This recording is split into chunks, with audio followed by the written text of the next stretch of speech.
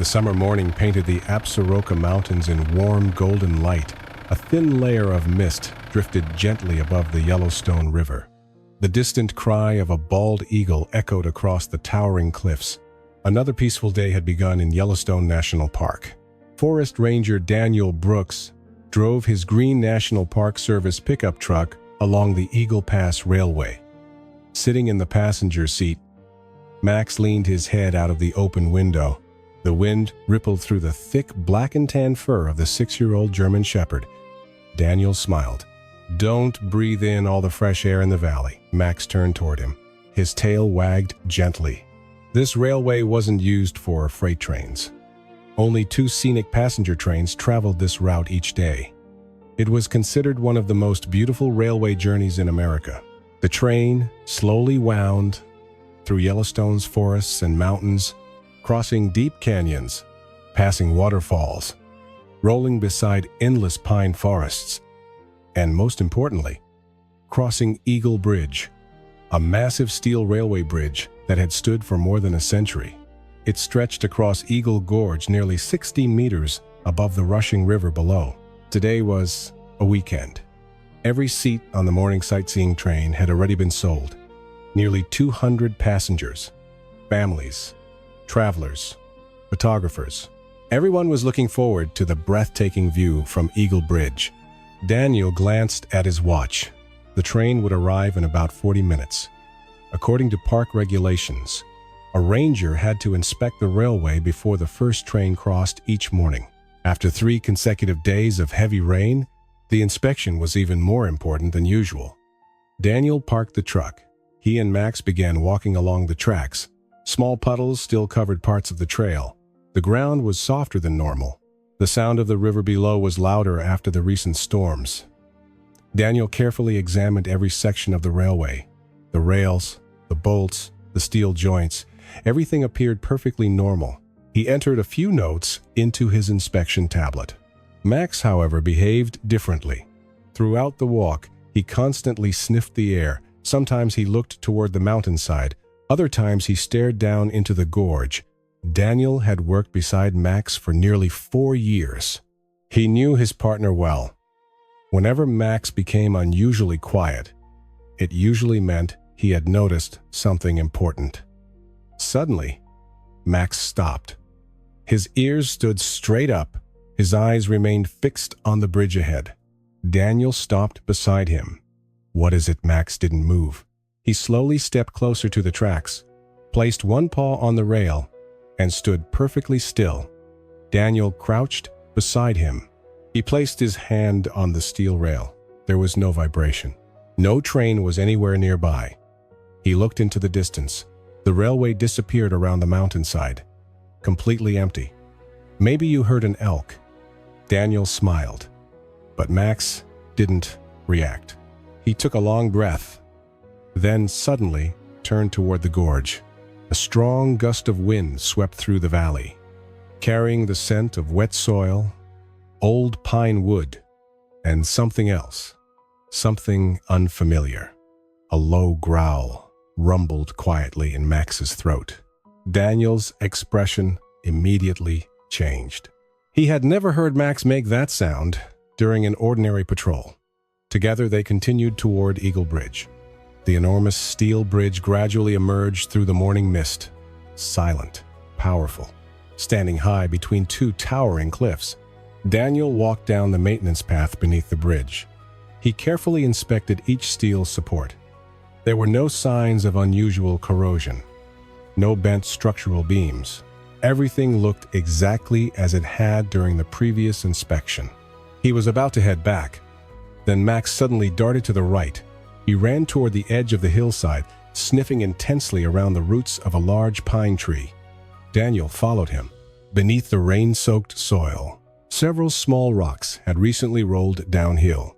He looked up. High above the slope, thin cracks stretched across the damp earth. They were tiny, almost impossible to notice unless someone looked carefully. Daniel took several photographs, then transmitted them to the Park Operations Center. A moment later, his radio crackled. "Operations to Ranger Daniel. Go ahead. We've received the images. The cracks appear to be minor, they aren't enough to justify closing the railway. Daniel kept his eyes on the hillside. I'd like to inspect the area further. Copy. But the Eagle Morning Express will remain on schedule. Daniel let out a quiet sigh. He clipped the radio back onto his belt. Just then, Max barked loudly. Once. Then again. His bark echoed across the entire canyon. Daniel turned immediately. Max was staring at a narrow, rocky gap near the northern bridge support. Then, a fist-sized stone slowly broke free from the slope. It tumbled into the gorge, striking the cliff below. Its echo lingered through the valley. Before Daniel could react, a distant train horn echoed through the mountains. He looked up, far down the railway. The silver locomotive had just emerged from around the bend, and it was heading straight toward Eagle Bridge. Daniel stood motionless for a few seconds. He looked toward the silver locomotive, slowly approaching in the distance. The train was still several miles away, but it was heading straight for the bridge. Daniel immediately grabbed his radio. Operations, this is Ranger Daniel Brooks. I'm observing several unusual signs near the North Bridge support. I request an immediate stop order for the Eagle Morning Express. There was a brief silence. Then the dispatcher replied, Daniel, we've reviewed the images. The cracks are still very small. There isn't enough evidence to close the railway. Daniel glanced at Max. The German Shepherd hadn't taken his eyes off the mountainside. I'm on site. The conditions have changed since last week's inspection. I strongly recommend a temporary closure. This time, the answer came almost immediately. Request denied. Continue monitoring. The train will remain on schedule. Daniel slowly lowered the radio. He didn't argue. Max remained perfectly still. His ears stood high. Every muscle in his body was tense. Suddenly, he turned back toward the base of the bridge, sniffing carefully around several large boulders. Then he followed the ground for several yards, as if tracking an invisible trail. Daniel followed him, right beside the bridge support. He noticed a narrow strip of ground that had sunk slightly, only a few inches, easy to miss unless someone was looking closely. Daniel knelt down. He removed a steel soil probe from his backpack, carefully pressed it into the ground. The rod slid down much more easily than expected. Daniel frowned. The soil underneath was unusually soft. He pulled the probe back out. Its tip was covered with wet mud. It looked as if the heavy rain had soaked deep beneath the surface. Just then, Max barked loudly. Daniel looked up at once. Another cluster of small rocks slowly rolled down the hillside. This time, there was no wind, no animals moving nearby. The rocks simply shifted on their own. Daniel looked toward the upper slope. A faint cloud of dust drifted between the pine trees, so subtle that most people would never notice it. But it was enough to make him even more uneasy. He walked back to the tracks, placed one hand on the steel rail. There was still no vibration from the approaching train, but he felt something else. A faint tremor passed through the rail. Completely different from the vibration of a locomotive, it felt as though something deep beneath the mountain was slowly moving. Daniel pulled a handheld seismic detector from his backpack. He switched it on. For the first few seconds, the readings remained steady. Then, small wave patterns began appearing across the screen. The vibrations weren't strong enough to trigger an alarm, but they repeated in a steady rhythm. Daniel quickly took a photo of the display and sent it to the operations center. A few moments later, his radio crackled again. Daniel, we've received the data. The readings are still within the normal safety range. Daniel kept his eyes fixed on the mountainside. I understand. But Max detected something before any instrument did. Silence filled the radio. Finally, the dispatcher answered, We can't stop a train carrying nearly 200 passengers based only on instinct. Daniel let out a quiet sigh. He understood the procedures. Every major decision required solid evidence, but he also understood Max. In 4 years of working together, Max had never given a false warning. Not even once. As if to prove it, Max stepped onto the bridge.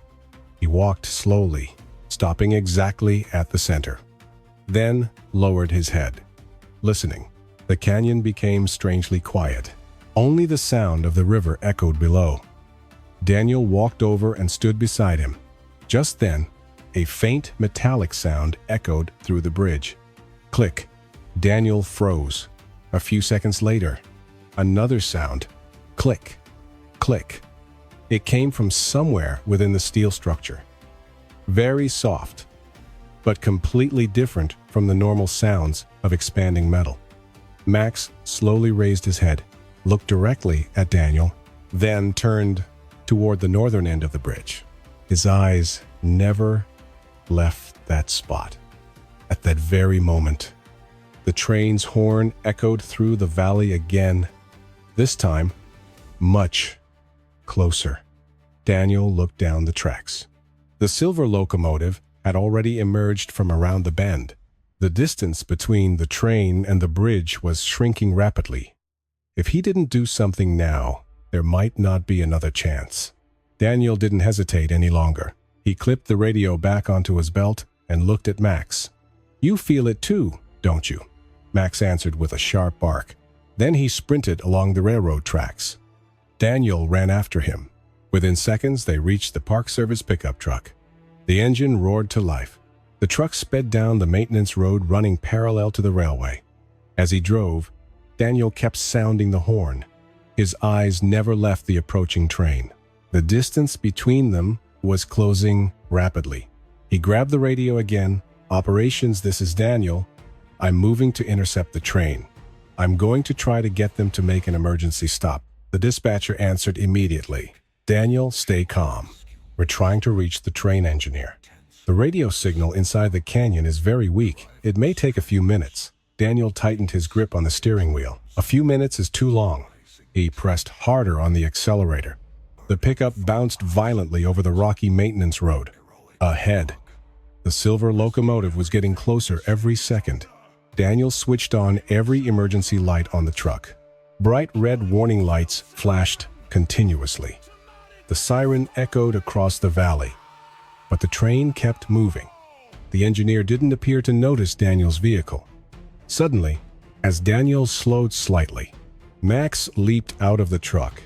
He raced alongside the railroad tracks, so fast that Daniel could barely keep up with him. "Be careful, Max," but the German Shepherd never slowed down. Within seconds, he was running beside the locomotive. The engineer spotted Max. He looked surprised. It was extremely unusual to see a trained search and rescue dog running next to the tracks. Even so, the train maintained its speed. Daniel accelerated again. He pulled ahead using a nearby service road, then stopped beside a maintenance crossing.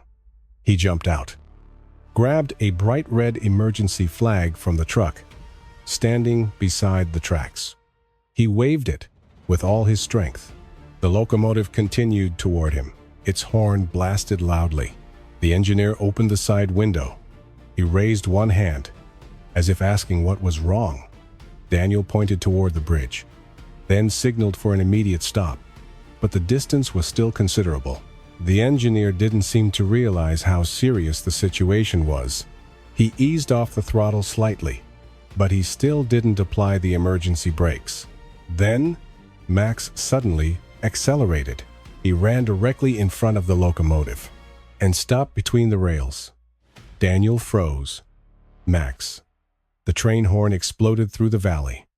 The engineer kept blasting the horn, hoping the dog would move, but Max didn't move an inch. He stood perfectly still, his eyes locked on the approaching locomotive. A few seconds later, the engineer realized something. A highly trained search and rescue dog would never stand on active railroad tracks without a reason. If Max was doing this, there had to be a serious danger ahead. Without another second of hesitation, the engineer pulled the emergency brake. A piercing metallic screech echoed across the valley. The entire train shuddered violently. Steel wheels scraped against the rails. Long streams of sparks shot beneath the locomotive. The passenger car swayed from side to side. People looked out the windows in confusion. No one understood what was happening. Daniel let out a breath of relief. At least, the train had finally begun to slow down. But then, He looked toward the bridge. The remaining distance was far too short. A train weighing hundreds of tons couldn't stop instantly. Daniel felt his heart pounding. He looked at Max. Max was staring at the bridge as well. Then suddenly, a deep rumble echoed from the mountainside. Rumble. Daniel spun around. High above, a massive section of earth began sliding between the trees. A few rocks started rolling downhill. Then dozens more followed. A huge cloud of dust rose into the air. An entire section of the mountainside was beginning to move. At that moment, Daniel realized the danger Max had been trying to warn everyone about since early that morning had finally begun. The screech of grinding steel echoed across the valley. The entire train shook violently as the emergency braking system pushed to its limit. Long streams of sparks flew beneath the steel wheels. Every passenger car swayed from side to side. People gripped their seats tightly. Many stared out the windows in confusion. No one understood. Daniel kept his eyes fixed on the remaining distance. It was still too close. The locomotive continued sliding toward the bridge. Although its speed was dropping, the momentum of the entire train was enormous. Max remained standing between the rails, completely motionless. Only when Daniel shouted, "Max, come here," did the German Shepherd leap off the tracks. Just seconds later, the locomotive rushed past the exact spot where he had been standing. Daniel ran alongside the railway. His eyes never left the train. Every yard it traveled, its speed dropped a little more, but the bridge was directly ahead. Suddenly, a sharp cracking sound echoed through the canyon. Daniel spun toward the mountainside. A massive boulder had broken free from the cliff. It rolled downward, crashing into the rocks below. Then, more boulders began to move. At first, only a few. Then, dozens. Then hundreds. The sound of rock striking rock thundered through the valley. A towering cloud of dust rose into the air. Daniel immediately understood. This was no longer just a few falling rocks. The entire mountainside was becoming unstable. He grabbed his radio. "Operations. The landslide has started. I repeat, the landslide is happening at Eagle Bridge." This time, the response came instantly. "Daniel, get everyone away from the area immediately. All rescue teams are on their way." Daniel looked back at the train. The locomotive was now less than 100 meters from the bridge. The distance was terrifyingly short. But then, the train continued slowing. 80 meters. 60. 40. 30. Daniel almost stopped breathing. The brakes screamed relentlessly. The smell of hot steel filled the air. Finally, the locomotive came to a complete stop. Less than 10 meters before the entrance to the bridge, silence fell over the train. The engineer opened the cab door. He climbed down, looked at Daniel, then at Max. What on earth is happening? Before Daniel could answer, a deafening roar exploded from the mountainside ahead. Boom! Everyone turned at once. A massive section of the mountainside collapsed. Thousands of tons of rock and earth thundered into the gorge. Enormous boulders slammed into Eagle Bridge. The entire steel structure shook violently. One section of the bridge sagged, then snapped apart. Within seconds, the center span of Eagle Bridge collapsed into the canyon below. Steel beams twisted and folded. Dust shot high into the sky. The crashing sound echoed throughout the valley. No one moved. Everyone simply stood there, frozen. If the train had continued for only a few more seconds, it would have been on the bridge when it collapsed. The engineer stood speechless. He slowly looked at Max, then back at Daniel. His voice trembled.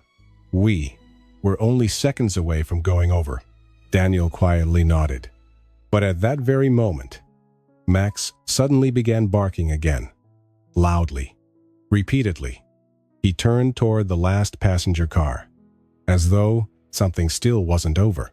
Dust still swirled through the canyon. No one aboard the train dared to speak.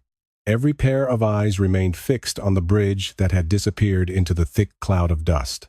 The engineer stood frozen. He stared at the enormous gap ahead, then slowly turned toward Daniel. I can't imagine what would have happened if we'd gone just a few seconds farther." Daniel gave a quiet nod. "You trusted Max." The engineer knelt beside the German Shepherd. He gently stroked Max's head. "Thank you, my friend." Max simply wagged his tail. But a moment later, his ears suddenly stood straight up again. His eyes shifted toward the last passenger car. Then he began barking repeatedly. Daniel recognized the sound immediately. Max never barked like that when everything was over. "What's wrong?" Max turned around, then sprinted toward the last car. Daniel ran after him. The engineer followed close behind. Passengers were already stepping off the train under the crew's guidance. The air was still filled with dust. Some people hugged their loved ones tightly. Others stood in silence, still trying to process what had just happened. Daniel reached the last passenger car. He looked around. Everyone appeared to have evacuated safely, but Max continued barking. He stood beside the rear wheel assembly, staring underneath the train. Daniel knelt down. He shined his flashlight beneath the car. Immediately, he spotted a large steel bar bent beneath the rear axle. It had become tightly wedged against the wheel assembly. Most likely, a piece of damaged rail hardware had been forced upward during the emergency braking. If anyone tried to move the train backward, the twisted metal could force the wheels off the tracks. Daniel stood up. "If we need to move this train, we'll have to remove that first." The engineer looked underneath, then slowly nodded. "If Max hadn't found it, we never would have noticed." Just then, Daniel's radio crackled. "Daniel, the rescue teams will arrive in approximately 10 minutes. Is anyone injured?" Daniel looked around. Everyone was safe. Only a few passengers had suffered minor scrapes from the sudden stop. No serious injuries, but the entire area must remain closed. "The danger isn't over yet." "Copy that." Daniel clipped the radio back onto his belt. Just then, the ground beneath his feet trembled. Only slightly. But this time, he wasn't the only one who felt it. The engineer looked up. "Did you feel that?" Daniel nodded. Both men turned toward the mountainside. Small rocks were still rolling down the slope. The upper hillside remained unstable. Daniel turned toward the passengers. "Everyone, please listen carefully. We're moving farther away from the bridge. Please stay together and follow me." No one objected. The passengers quickly formed a line. Following Daniel along the railway toward an open field several hundred yards away, Max ran back and forth along both sides of the group, watching everyone carefully. Every few moments, he glanced back toward the train, making sure no one had been left behind. Just as the group reached the safe area, another powerful crash echoed from the direction of the bridge. Everyone turned at once. Another section of the steel structure slowly gave way. It plunged into the canyon below. The impact echoed throughout the valley. A fresh cloud of dust rose into the sky. One woman wrapped her arms around her husband. Tears filled her eyes. "We really survived." Daniel looked at Max. The German Shepherd stood quietly. His eyes remained fixed on the collapsed bridge. Then he slowly turned away, walking once more along the line of passengers, checking each person carefully. Only after he was certain everyone was safe did Max quietly sit down beside Daniel. At that very moment, far off in the distance, the sound of rescue helicopters began echoing across the valley. The sound of rescue helicopters grew louder. Just a few minutes later, the first helicopter appeared above the valley. It circled the collapsed bridge once, then slowly landed in an open field a few hundred yards from the train. Soon afterward, rescue vehicles, fire crews, emergency medical teams arrived one after another. The entire area quickly became a busy rescue scene. A rescue commander walked directly toward Daniel. "I'm David Miller, Regional Rescue Team Commander." "What's the situation?" Daniel pointed toward the bridge. "The bridge is completely collapsed. All passengers have been evacuated. No one has suffered any serious injuries." David looked at the train, then at the empty gap where the bridge had once stood. He remained silent for a few seconds. If that train had gone just a little farther. Daniel nodded quietly. That's right. David turned toward Max. The German Shepherd sat calmly beside Daniel. His eyes remained fixed on the disaster scene. He's the one who gave the warning, Daniel smiled. He always is. David knelt down. He gently scratched behind Max's ears. You did a great job, buddy. Max simply wagged his tail. He showed no excitement, as though he had only completed another ordinary day at work. While the rescue teams began inspecting every passenger car, Daniel continued walking along the line of passengers. He checked on each person, making sure no one had been left behind. Suddenly, one of the train attendants hurried over. Ranger 1 passenger is still missing. Daniel turned immediately. Who is it? An elderly gentleman. He said he wanted to return to the dining car to retrieve his camera. We haven't seen him since. Daniel looked toward the train. It wasn't far away, but the entire area remained dangerous. David stepped forward. I'll send a rescue team. Daniel shook his head.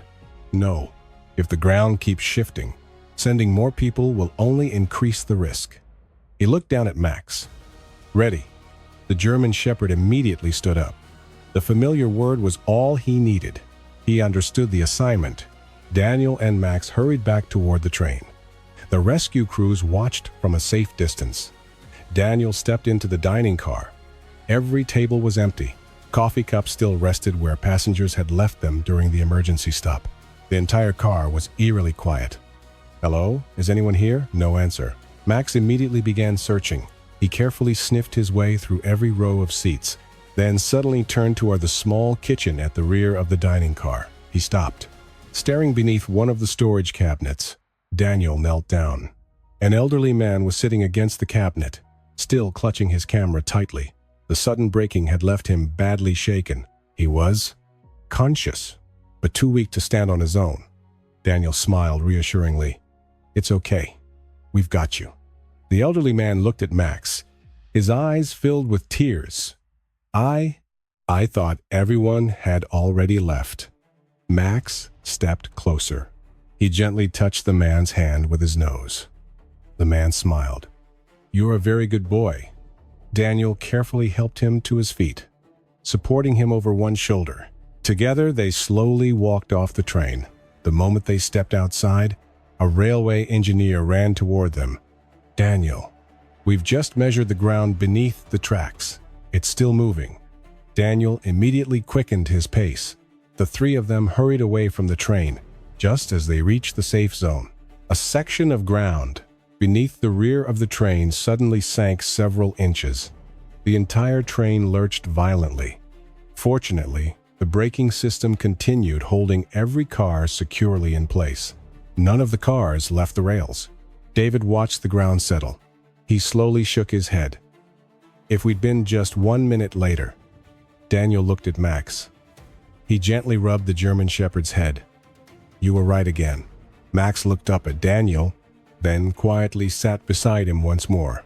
Judging by the calm focus in his eyes, his work still wasn't finished. The rescue helicopter continued hovering above the valley. Engineering crews quickly set up safety barriers around the collapsed bridge. Geologists began deploying monitoring equipment across the mountainside. Everyone understood one thing. The danger had not completely passed. Daniel stood beside David.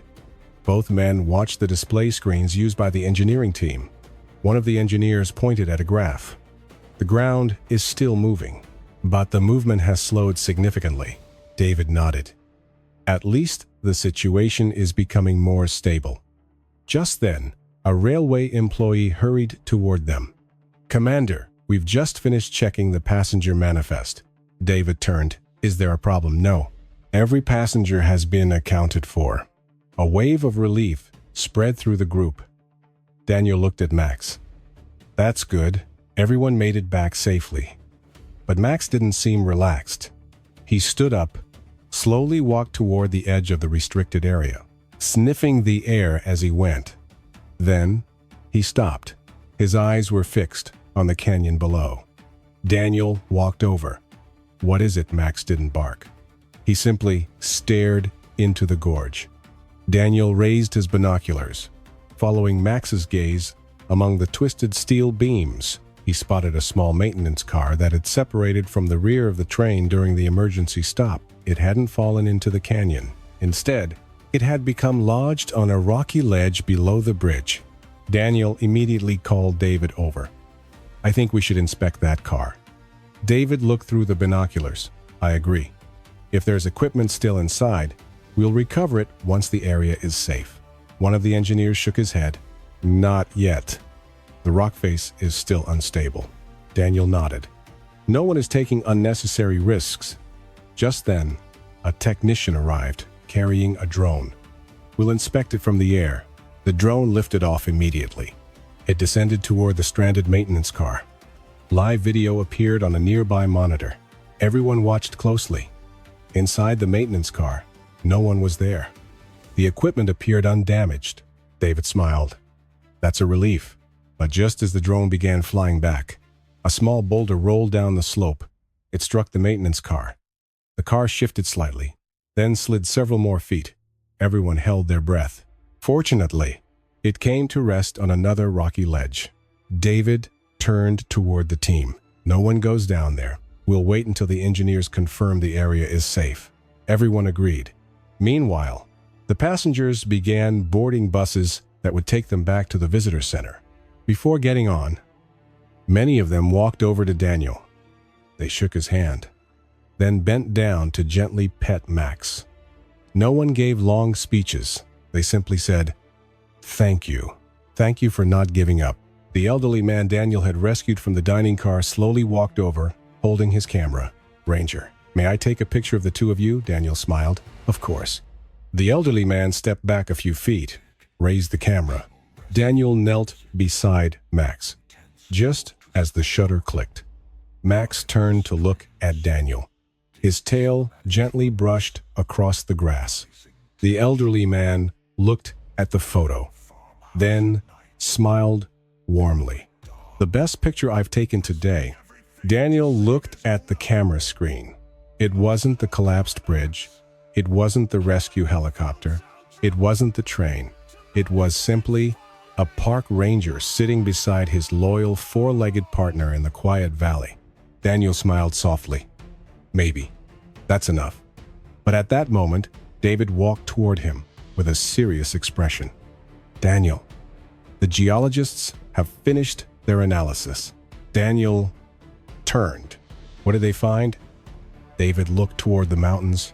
They believe the heavy rain wasn't the only cause. A newly formed underground stream had been eroding the foundation beneath the bridge. Daniel looked at the empty space where the bridge had once stood. At last, all the pieces of the puzzle were beginning to fit together. About an hour later, the entire area around the bridge had been completely secured. Engineering crews continued inspecting every section of the rocky cliffs. Geologists collected data from the monitoring sensors they had just installed.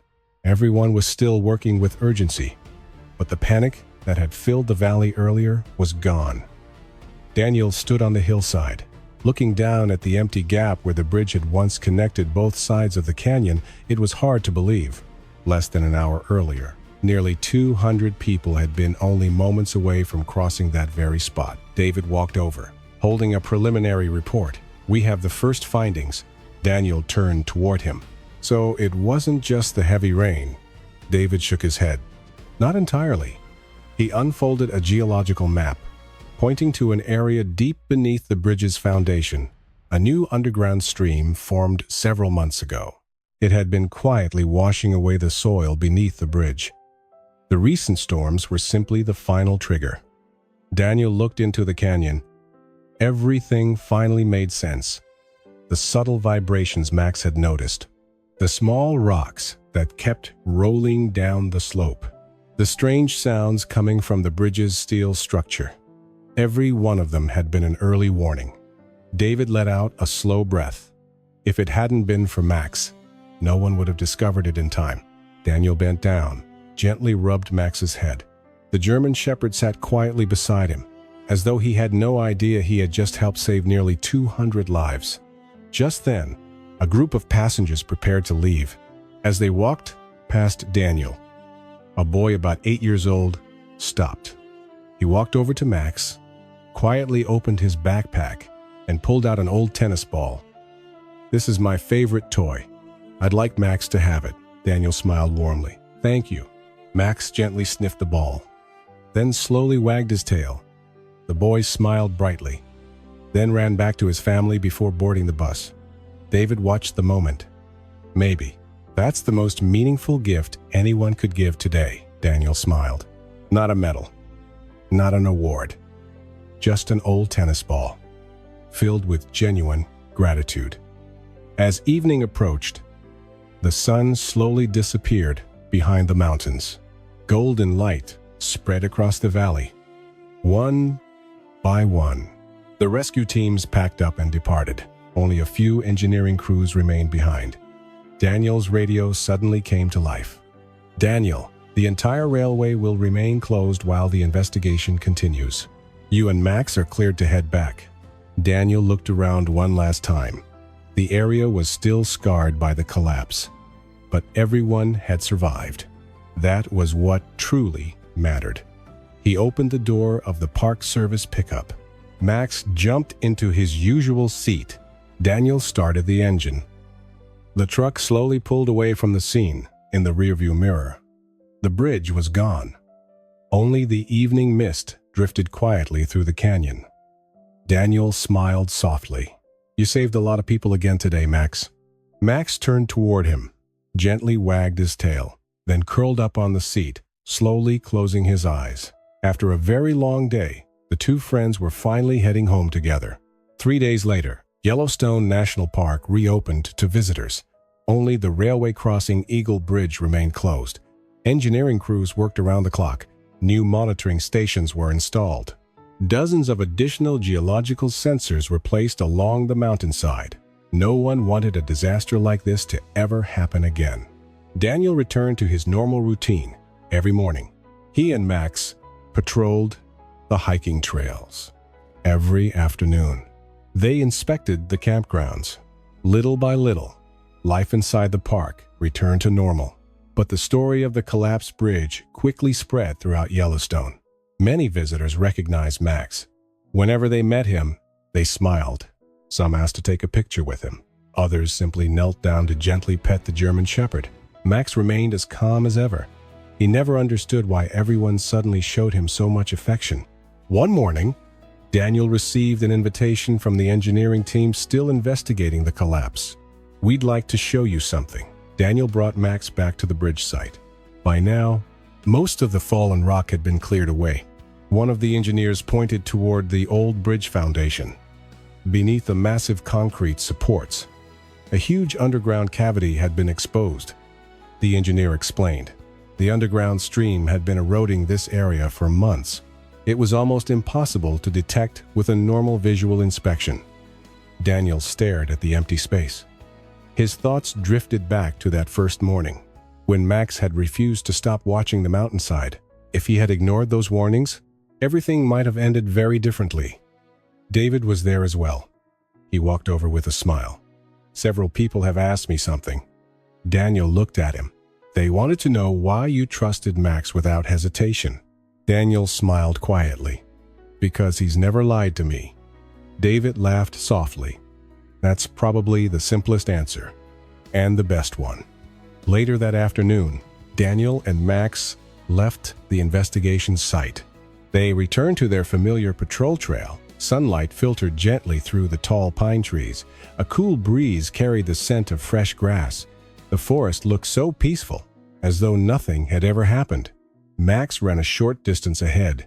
Every now and then, he stopped, looked back at Daniel, making sure his partner was still behind him. Daniel smiled. "Come on, we've still got plenty of ground to cover." Max happily took off again. Not long afterward, they met a family preparing for their very first hike. The father recognized Daniel immediately. "Weren't you the ranger involved in the train rescue?" Daniel simply smiled. "We were just doing our job." The man knelt beside Max, gently stroked his head. "Thank you. My children are still here today because of you." Daniel didn't answer. He looked at Max. The German Shepherd quietly wagged his tail, then continued walking down the trail. To Max. Today was no different from any other day. Every patrol, every scent carried by the wind, every footprint along the trail deserved his full attention, because he never knew when someone might need help again. Daniel walked beside him. The two partners continued quietly through the forest. No words were necessary, simply doing the work they both loved. That had always been enough, far above. Birdsong echoed through the towering pines. The late afternoon sunlight bathed the mountains in warm golden light. One remarkable journey had come to an end. But for Daniel and Max, a brand new day of protecting the park had only just begun. 1 week later, the morning sun slowly rose above the mountains of Yellowstone. A thin layer of mist still drifted through the pine forest. Daniel unlocked the ranger station. Max was already waiting outside. The German Shepherd gently wagged his tail. Ready for another day on duty, Daniel smiled. Come on, old buddy. The Park Service pickup rolled slowly out of the station. The familiar road carried them through wide valleys. A herd of deer grazed peacefully. A flock of birds crossed the bright blue sky. The landscape was so peaceful that it was hard to believe a devastating landslide had happened there only a week earlier. As they passed the site of Eagle Bridge, Daniel slowed the truck. The old bridge was gone. Engineering crews had already begun surveying the area for a new bridge. Modern monitoring equipment had been installed along the mountainside. New sensors would continuously track even the slightest movement beneath the ground. Daniel glanced at Max. Maybe this time, they'll detect the danger much sooner. Max simply tilted his head, then quietly looked toward the distant mountains. A few minutes later, the two partners continued their patrol. Throughout the morning, they helped the couple find their way back to the campground, guided several hikers around a construction zone, and cleared fallen tree branches left behind after the previous night's strong winds. Everything was wonderfully ordinary, and that was exactly what Daniel appreciated most. A peaceful day. No emergency calls, no race against time. Early that afternoon, they stopped beside a quiet river. Daniel pulled a sandwich from his backpack. Meanwhile, Max happily played with the old tennis ball the young boy had given him. He chased it a few yards, picked it up gently, then carried it back. Daniel laughed. I guess you really like that gift. Max slowly wagged his tail, then lay down beside him. The river flowed quietly over smooth stones. Birdsong echoed through the distant pine forest. Everything felt calm. Daniel looked at his four-legged partner. He remembered it all. The snowstorms, the overnight search missions, the hikers they had rescued over the years, and most recently, the passenger train that had stopped only seconds before reaching the collapsing bridge. Without Max, countless families might have faced unimaginable heartbreak. Daniel gently rested his hand on the German Shepherd's shoulder. No one can predict what tomorrow will bring, but as long as you're beside me, I'll always have hope. Max looked up at Daniel, then gently touched his cold nose against Daniel's hand, as if saying, whatever came next, they would face it together. In the distance, a family walked along the trail. The little boy who had given Max the tennis ball recognized them immediately. I found Max again. He ran over with a huge smile. Max stood up at once. He gently placed the tennis ball at the boy's feet. The boy laughed happily, then tossed the ball across the grassy field. Max raced after it and proudly brought it back. Laughter echoed across the valley. Daniel quietly watched the moment. Perhaps this was the greatest reward of all. Not praise, not medals, not public recognition, but knowing that people could return home safely, continue exploring the outdoors, and keep creating happy memories with the people they loved. As the sun slowly disappeared behind the mountains, Daniel gave a soft whistle. Let's go, Max. The German Shepherd immediately ran back to his side. Together, they walked toward the pickup truck. The warm colors of sunset covered the narrow road winding through the pine forest. The truck slowly disappeared into the peaceful wilderness. In Yellowstone, There would always be trails waiting to be patrolled, visitors needing a helping hand, and new days waiting just beyond the horizon. As for Daniel and Max, they would always be there, quietly protecting others, with courage, with dedication, and with a friendship that would never change.